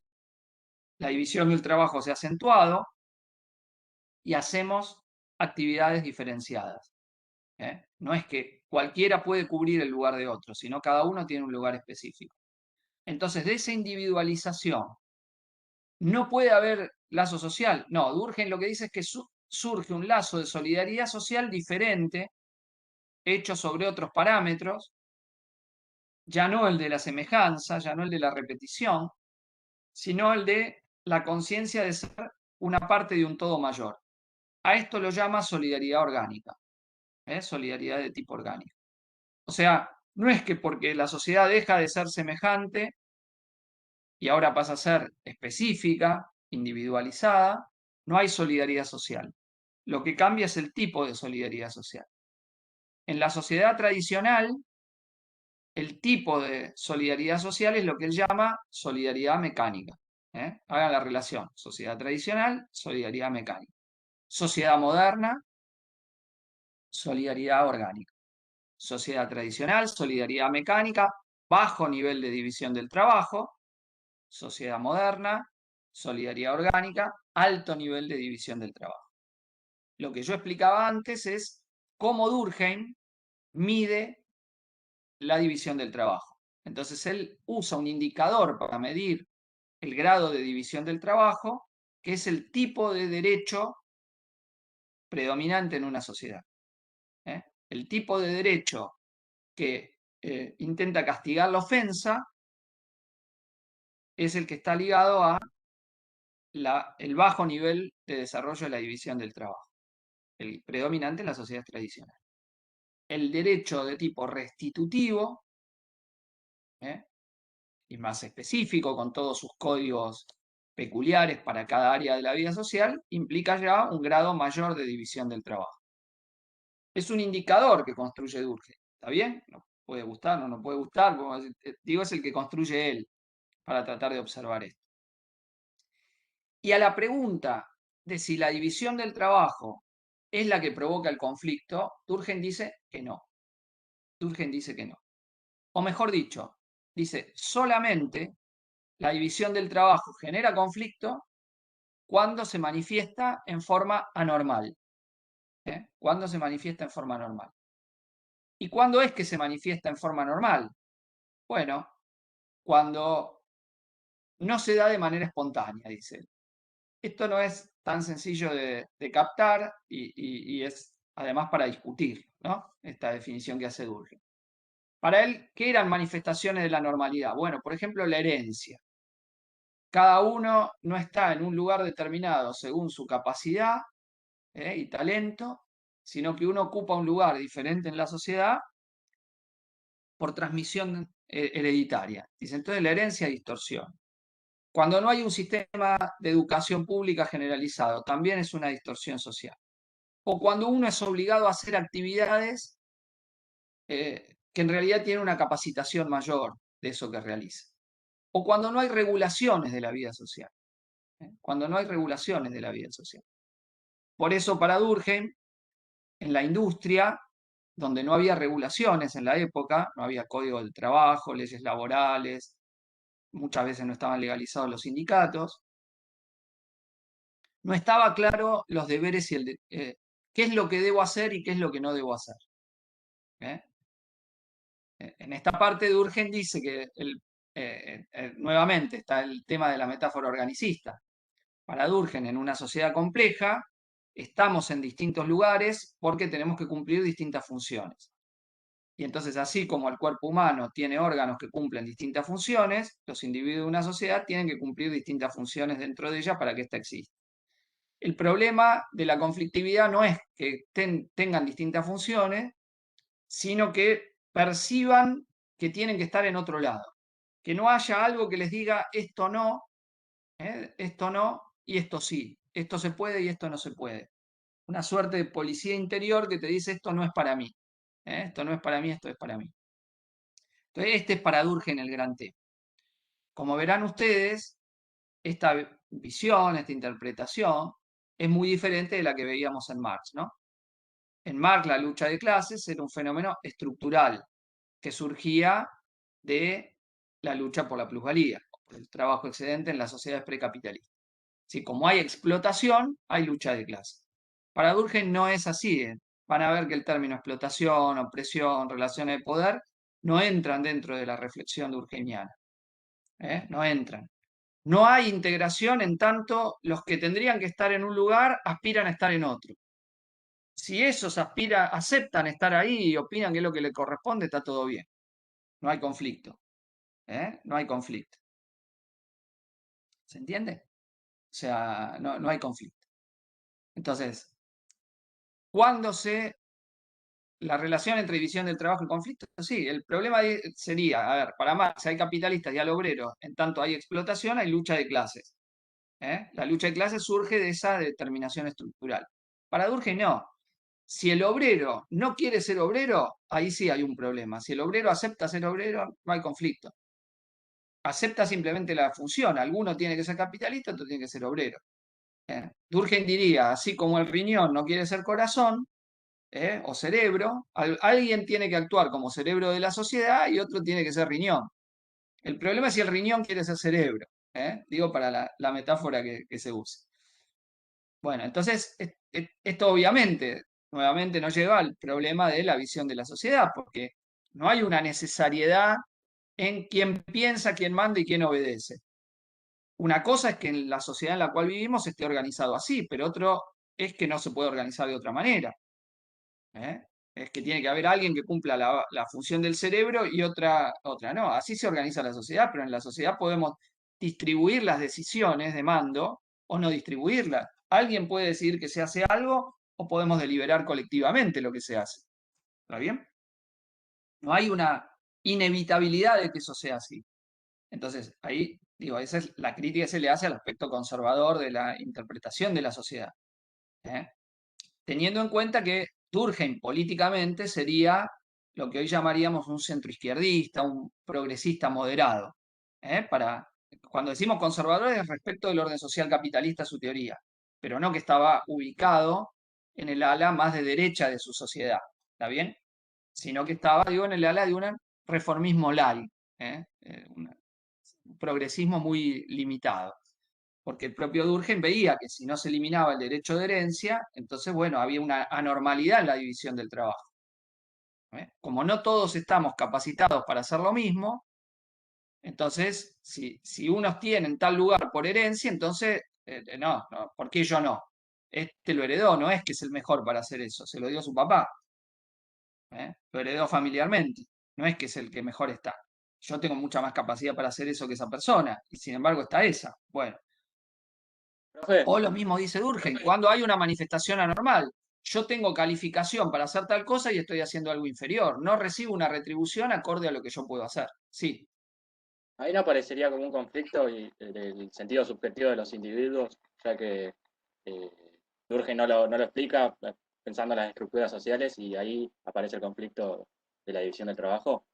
¿No parecería ahí algo raro en Durkheim? No, sí, se manifiesta subjetivamente, pero sería objetivo. Tal grupo de personas no siente que está integrada socialmente, siente que tiene menos. ¿Eh? Por ejemplo, digo, en el apartheid sudafricano, la población negra no aceptaba el lugar que tenía, entonces había un conflicto. Si aceptara un lugar inferior en la sociedad, no hay conflicto, te diría Durkheim. Si acepta ese lugar, listo. Pero cuando no lo acepta, hay conflicto. O sea, no hay integración como corresponde. ¿Eh?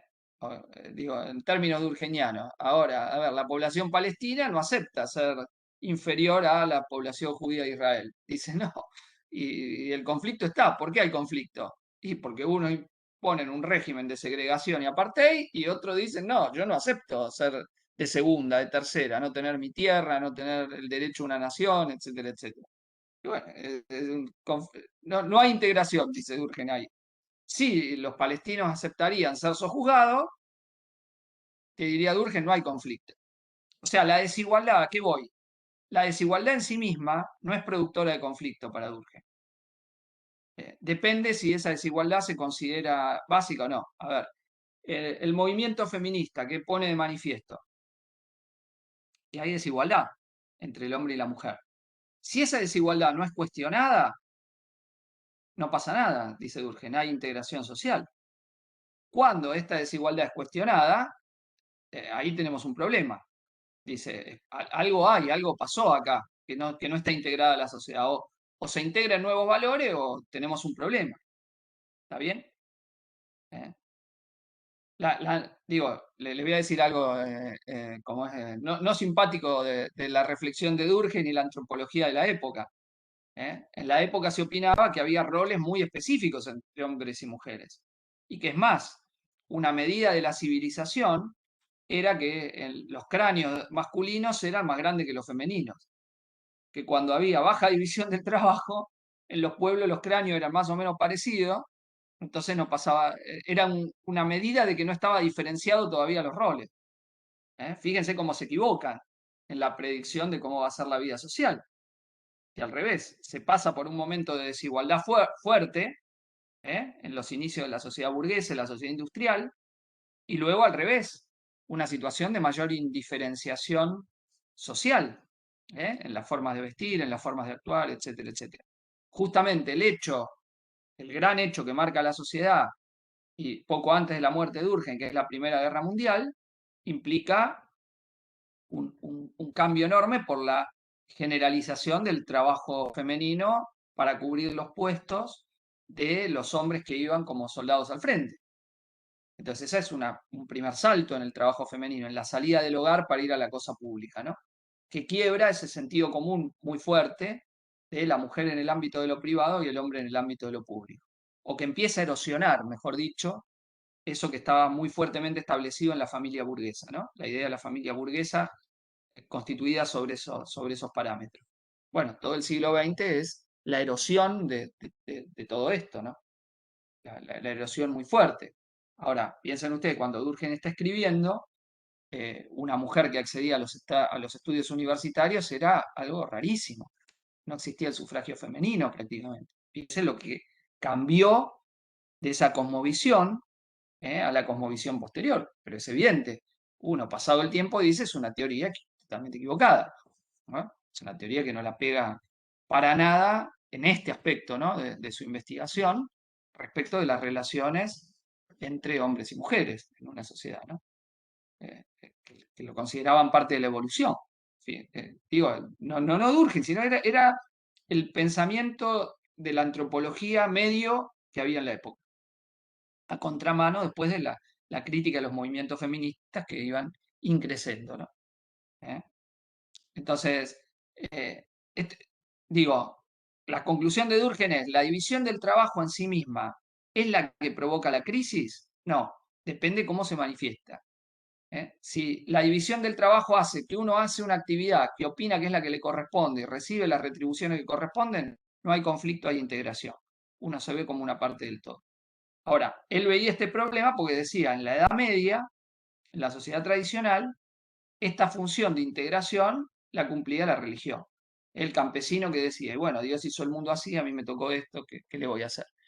Caída la religión, que no te dice vos sos obrero porque Dios hizo el mundo para que vos seas obrero, cartonero y el otro sea mega multimillonario, no te lo explica eso, ¿qué es lo que va a integrar la sociedad? Entonces, él tiene una salida, tiene 2 o 3 ideas que tira. En el libro La división del trabajo social, tira la corporación profesional. El grupo dice, la familia abarca muy poco, el Estado está muy lejos, algún tipo de institución intermedia que cree cohesión social. Donde, por ejemplo, la corporación de los que trabajan en la industria metalúrgica, donde están los industriales y los obreros. Y entonces eso va creando cohesión, cada uno en su lugar. La conciliación del capital y el trabajo, dicho en otros términos. ¿Está bien? La regulación del conflicto capital-trabajo, que en la industria no estaba todavía en el siglo XIX. Entonces eso regula y tiende a limitar la conflictividad. Favorece la integración, la regulación capital-trabajo. Y otro aspecto que en otros textos va a desarrollar, no tanto en esto, dice lo que él considera una religión laica, que es el nacionalismo, la pertenencia a la misma nación, el todo que está por fuera del interés de las partes, entre el gran empresario de una nación y el otro. La famosa frase norteamericana de el interés de General Motors es el interés de la nación. Si le va bien a General Motors, le va bien a Estados Unidos. Hoy se usarían otras empresas, la General Motors sigue siendo muy fuerte, pero no, quizá no es la presencia. Es como si nosotros dijésemos en Argentina, si le va bien a Galperini, a Mercado Libre, le va bien a la Argentina, ¿no? Esa idea de la identificación. ¿Por qué? Es un mega millonario que tiene que ver la identificación con un cartonero. Bueno, pero somos todos argentinos. Si a ellos le va bien a otros. Y esta idea de religión laica es interesante, porque si ustedes piensan en cómo constituimos la idea de la nacionalidad, es muy parecida a cómo se constituye la idea de la pertenencia a una confesión religiosa. Piensen ustedes, hay símbolos, la bandera, el himno, la escarapela, etcétera, etcétera. ¿Qué son? Nada, un pedazo de tela, un pedazo de papel, una canción. Y sin embargo, tienen otra trascendencia. Esa trascendencia está dada por una suerte de sacralización de una tela que tiene tales colores, una canción que dice determinadas cosas. También las figuras, los santos laicos de la formación de la nación, San Martín, Belgrano, Moreno, etcétera, etcétera. ¿Está bien? Y después ahí se bifurca, según las tradiciones del pensamiento nacional, entre los íconos de la generación liberal y al revés, y los que constituyen sobre la base de los derrotados por los quienes constituyen el Estado Nacional, pero esta idea de la sacralización, ¿no? Las ceremonias, pensémonos en el colegio, los días patrios, cantando el himno, lo que se hace en las representaciones escolares, bueno, es muy parecido a los rituales y las creencias de una confesión religiosa, muy parecido también, santos, canciones, himnos, ceremonias, pero dice por eso en un trabajo de Durkheim lo llama religiones laicas. No hay un Dios que lo hace, pero se constituyen los ritos, la ceremonia, que siempre me pareció una reflexión de Durkheim muy interesante, ¿no? Para ver cómo se constituye la idea de la pertenencia a la nacionalidad. Bueno, como un factor de integración social y licuación del conflicto. ¿No? En última es de normas que tenemos que obedecer, ¿no? De por qué obedecemos determinadas cosas, por qué aceptamos determinadas cuestiones. Bueno, esta es un poco la reflexión que hace Durkheim, ¿no? Julio también ahí menciona el tratamiento que él va a dar a la cosa religiosa. O sea, hay un libro, el último más importante que se publica de Durkheim, que se llama Las formas elementales de la vida religiosa, las formas elementales de la vida religiosa, donde trabaja sobre los originarios sobre todo de la población australiana, pero no solo, menciona un montón de grupos. Justamente, fin del siglo XIX, principio del XX, la antropología está en auge, se van muchos antropólogos a hacer estudios de campo a ver cómo viven determinados pueblos que todavía mantenían sus formas de vida más tradicionales, sus cosmovisiones, y a partir de cómo viven esos pueblos intentan encontrar claves de la vida social más general, ¿no? Para Durkheim, lo esencial del fenómeno está en su manifestación más simple, ¿no? Lo dice en las reglas del método, dice la horda es la forma básica de organización de la vida social. El mínimo de organización social es la horda. Entonces, para él, el misterio de las religiones modernas estaba contenido en las formas más elementales de la manifestación de las creencias religiosas, ¿no? Y ahí distingue justamente una distinción clara entre lo sagrado y lo profano, ritos y mitos, la constitución de comunidades alrededor de esas creencias determinadas comunes, como lo propio de toda creencia religiosa, ¿no? Y bueno, parte de lo que va a caracterizar también como un hecho social, pensar la religión como un hecho social. Bueno, yo paro acá a ver qué preguntas hay. Hemos ido dando vuelta alrededor de una serie de definiciones que ha dado Emil Durkheim, la definición del hecho social, algunos elementos de las reglas del método y algunos ejemplos de estas investigaciones, tanto en el suicidio como en la división del trabajo, y una mención muy al pasar sobre la religión, ¿no? Sobre la religión. Si ustedes van a poder, digo, ahora después que van a ver con Julio, la semana que viene van a ver Weber, van a poder ver cómo esta construcción teórica de Durkheim es diferente de la de Marx, más allá que en que el todo social influye sobre las partes, en eso es una apreciación común, pero ¿qué es lo que hay que mirar? Miran distinto. ¿Qué es lo que explica las luchas de clases? Durkheim usa ese concepto que se usaba en la vida social. La lucha de clases es inevitable. Bueno, para Marx sí, mientras haya explotación, para Durkheim depende de si hay integración o no, depende de si hay aceptación o no. Y esa es una mirada muy diferente. Y también esta visión, si las sociedades inevitablemente van por un cierto desenvolvimiento que les da un estado de normalidad, o no, o esa es una metáfora problemática para explicar la sociedad. Mi opinión, esto último, no usaría esa metáfora orgánica, más allá que muy limitadamente, y esta visión de lo normal o patológico que ha sido muy cuestionada, ¿no? Esta metáfora médica. En la regla del método, Durkheim dice al pasar, dice un sociólogo no es aquel que quiere llevar la sociedad hacia un estado determinado, sino el que actúa como un médico, identifica las patologías sociales, trabaja sobre ellas y vuelve la sociedad al estado de normalidad. Bueno, qué problema esa definición, ¿no? ¿Cuál sería el estado de normalidad? Que hay una huelga y vos querés decir que no tiene que haber huelga, o sí, tiene que haberla, y entonces el estado de normalidad, ¿cuál es? ¿Se entiende? O sea, esa misma mirada que tiene Durkheim se transforma en un problema, ¿no? Independientemente, digo, del valor que tiene su trayectoria, su obra en institucionalizar una disciplina, una mirada de la sociología, pero que está hecha con ese límite social, ¿no?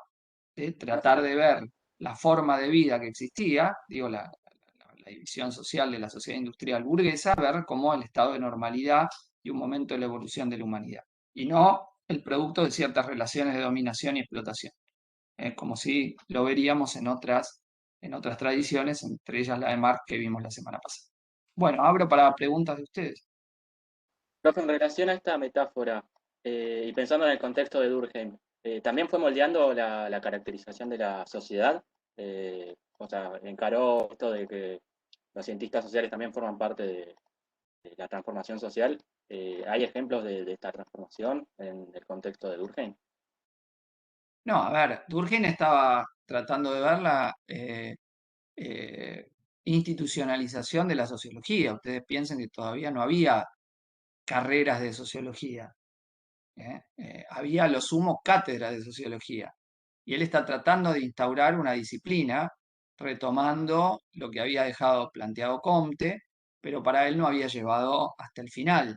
Es decir, aunque Comte decía que lo social se imponía a lo individual, para Durkheim, tanto Comte como Spencer pensaban el progreso de la sociedad como características del individuo. Para Comte el progreso, el individuo, era lo que movía, y la felicidad en el caso de Spencer. Entonces dice, formularon un principio que nunca cumplieron cuando investigaron. En realidad, la famosa ley de los 3 estadios de Comte no se puede encontrar en ninguna investigación social. Es una idea que formuló Comte y bárbaro. Entonces, esa idea de que hay que observarlo, de que los hechos tienen que ser fenómenos observables, observables, y se lo plantearon como precepto, pero después su investigación sobre la sociedad no fue en ese sentido. Entonces hay que ir en ese sentido. Y él buscaba la institucionalización de la sociología y en última, que si uno encontraba las pautas de cómo la sociedad funcionaba, entonces a esto no había más que someterse. Porque si uno encuentra las leyes de funcionamiento de los planetas, supongamos, nos pueden gustar o no, pero son las que rigen. Entonces, la aspiración que tenía Comte, siguiendo en esto, parte de lo que, Durkheim, perdón, siguiendo lo que señalaba Comte, era que la sociedad se iba a regular y organizar en función de los descubrimientos de las ciencias sociales, ¿no? Y bueno, ¿y qué íbamos a hacer? Si descubrimos que las cosas son así y funcionan de esta manera y tienen esta causa, no podemos más que rendirnos a esto, ¿no? Esa era la ambición que tenían en la ciencia, de desarrollar una ciencia en la sociedad que para Durkheim estaba todavía en pañales, ¿no? Recién empezaba. Pero bueno, más o menos esa era la ubicación que tenía, ¿no? Tratar de instaurar. Ahora, después obviamente se ha criticado y se ha dicho, bueno, pero esto de Durkheim llevaba a naturalizar las relaciones sociales de la sociedad burguesa. Perfecto. Ahora, Durkheim también veía que si no hacían ciertas reformas, esto les iba a explotar. Eso es común al pensamiento de Comte y antes de Saint-Simon, ¿no? Si no hacen ciertos cambios, miren que esto así no se puede sostener. Uno puede decir, bueno, las regulaciones sociales, la idea de conciliar capital y trabajo, eso el capitalismo lo ha hecho para evitar la conflictividad a lo Durkheim. Puede ser, es una idea que se ha tratado, o el Estado corporativo. Y ahí después vienen quienes los interpretan y dicen el Estado corporativo que en el sentido fascista o en el sentido de la conciliación del estado de bienestar socialdemócrata. Bueno, más bien Durkheim estaría en esta segunda tendencia, ¿no? Si bien uno no puede especular a la muerte de Durkheim todos los enormes acontecimientos que trastocaron la vida europea, donde se iba a alinear lo mismo que nos pasa con Weber, ¿no? Donde las tendencias contradictorias de su pensamiento, mejor dicho, en su pensamiento se pueden imaginar tendencias diferentes de hacia dónde podrían haber ido. Bueno, en Durkheim también, ¿no? Pero uno puede pensar el estado de bienestar como parte de la herencia durkheimiana más o menos reconstruida, ¿no? Sus discípulos sí fueron del ala derecha del Partido Socialista francés, ¿no? Él no tiene una militancia política, pero sí parte de los discípulos de Durkheim sí están en el ala más reformista del Partido Socialista francés, ¿no? Digo, para tratar de ver dónde lo ubicamos a Durkheim. Por eso les digo, un progresista limitado, lo que sería alguien de centro izquierda, un poco progre, ahí lo podrían ubicar.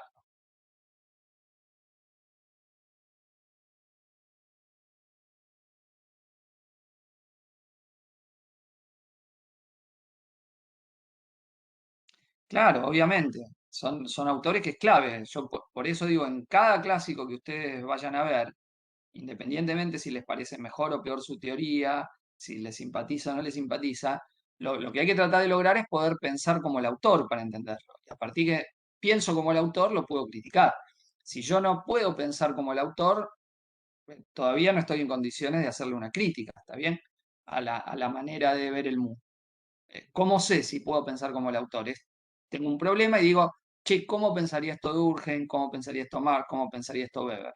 Y a partir que trato de reconstruir cómo utilizaría para explicar tal cosa el cuerpo teórico de un autor determinado, puedo decir, no, esto acá no falla, no me gusta, no sirve, no va, pero que es una tarea obviamente que hacemos con todas las teorías, ¿no? Porque no a todos nos parecen las teorías, nos gustan las mismas teorías, ni explican lo mismo, ni creemos que eso no quiere decir que no se puede debatir entre las teorías, claramente se puede debatir, pero nuestro lugar en la sociedad y en los conflictos que atraviesan la sociedad nos va a llevar a que nos simpatice más tal cuerpo teórico que otro, es un poco inevitable.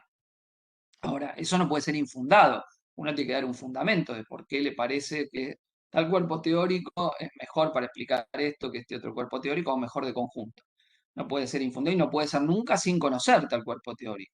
Que ese es un problema que a veces tenemos de que nos crea cierta antipatía a tal autor y entonces no lo estudiamos, no lo conocemos, no lo comprendemos.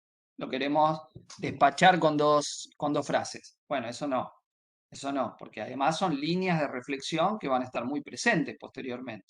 Esta manera de pensar la sociedad de Durkheim la vamos a ver cotidianamente, en otras tradiciones sociológicas posteriores y en una manera de pensamiento de interpretar lo social, ¿no? Y bueno, y eso tenemos que saber discutirlo, pensar cómo pensaría el autor, etc. Yo no escondo a nadie, tengo mis simpatías con Marx, pero eso no significa que porque estoy de acuerdo con lo que dice Marx, no voy a conocer bien a Durkheim, no voy a estudiar toda su obra con la mayor rigurosidad posible, no voy a tratar de pensar el mundo como lo pensaría Durkheim para ver si lo entiendo, y lo mismo con Max Weber. Tengo la obligación para entender para poder criticar a un autor es primero entenderlo y leerlo y estudiarlo en su profundidad. Si no, caería en lo mismo que yo le critico a los economistas liberales que cuestionan a Marx sin haberlo leído. ¿Cómo puede ser que alguien se reciba economista sin haber leído El Capital y estudiado profundamente una de las más grandes obras que hay sobre la economía capitalista? Y no lo estudian, se reciben de licenciado en economía sin haber estudiado El Capital. Es como si yo me hubiese recibido de sociólogo sin leer El suicidio y la obra de Durkheim. Imposible. No me tendría que dar el título, sino sé Durkheim y Weber cuando estudio sociología. Bueno, acá le dan el título de economista sin haber leído El Capital, insólito, insólito. Bueno, pero esto no hay que quedar. Ahí dicen, no fue un problematizador de la estructura social, se orientó más en el análisis, el método, a diferencia de Marx. Sí y no, te diría. En realidad es cómo piensa el problema de la estructura social. Él lo piensa alrededor de la idea de la metáfora organicista de la integración. A ver, nuestro cuerpo tiene vida y tiene órganos que cumplen funciones para que haya vida. Él usa esa metáfora para pensar la sociedad. ¿Por qué usa esta metáfora? Bueno, había muchos éxitos que tenía la biología molecular, por ejemplo, la biología experimental de la época.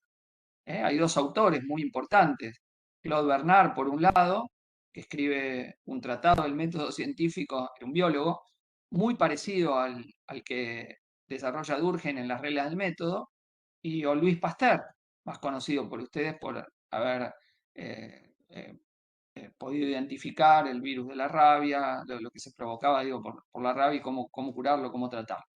Entonces había grandes éxitos de la biología molecular y la biología experimental, ¿no? Entonces Durkheim decía, che, mirá estos, trabajan sobre su objeto, ¿cómo lo conocen? ¿Por qué no hacemos lo mismo? Ahora, hacer lo mismo con otro objeto, o sea, no dice es el mismo objeto, eso hay que diferenciarlo muy claramente, porque justamente la ambición de Durkheim es la especificidad de la ciencia social, no que el cuerpo biológico producía lo social, pero dice, miremos lo social como estos miran el cuerpo biológico. Y entonces, ¿qué tiene el cuerpo biológico? Órganos que cumplen funciones. A ver, la sociedad también, para que haya vida social, hay órganos que cumplen funciones. Ahora, como les decía, esa operación que hace Durkheim tiene un problema, que en la sociedad puede ser este órgano, puede ser otro que cumple la función para que haya vida social.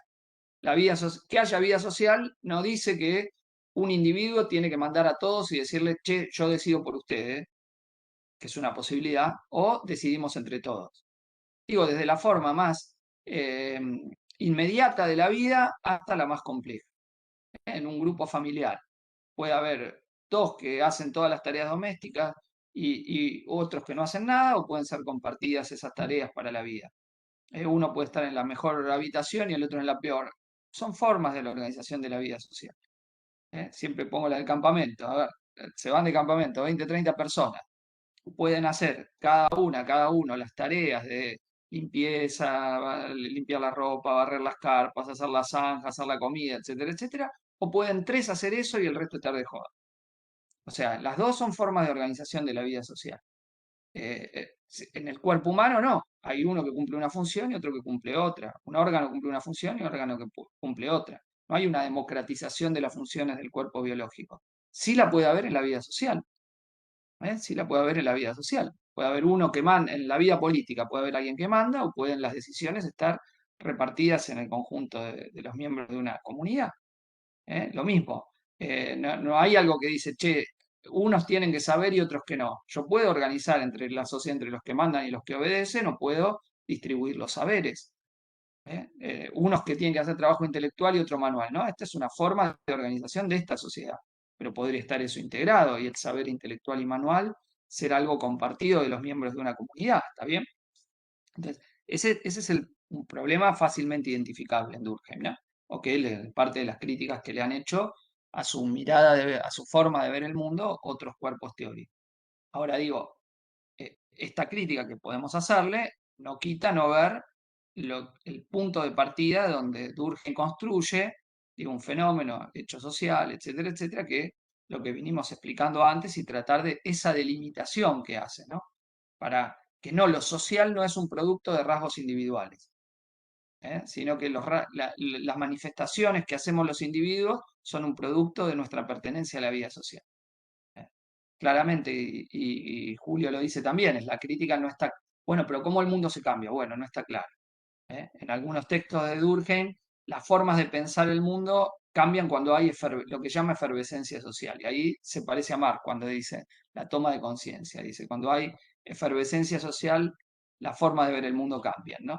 Dice Durkheim en algunos textos. En otros señalan el aumento del volumen social y de la densidad dinámica.